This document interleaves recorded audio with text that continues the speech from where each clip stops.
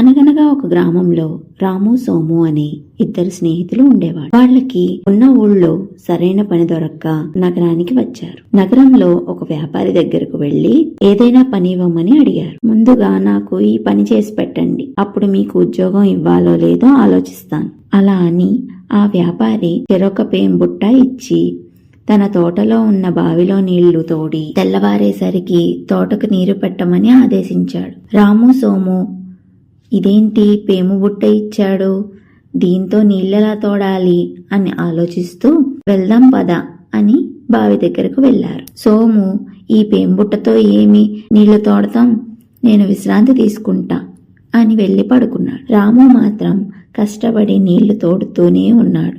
కొన్ని గంటల తరువాత నీళ్ల బుట్టలో బంగారం నాణాలు వచ్చాయి. రాము వాటిని వ్యాపారికి ఇచ్చి, అయ్యా, నేను నీళ్లు తోడుతుండగా ఈ బంగారు నాణాలు ఆ బుట్టలో దొరికాయి అని చెప్పాడు. అతని ప్రయత్నం మంచితనానికి మెచ్చి బహుమతితో పాటు ఉద్యోగం కూడా ఇచ్చాడు. సోము నిద్రలేచి చూడగా తన నిర్లక్ష్యానికి సిగ్గుపడి తన ఊరికి తిరిగి వెళ్లిపోయాడు.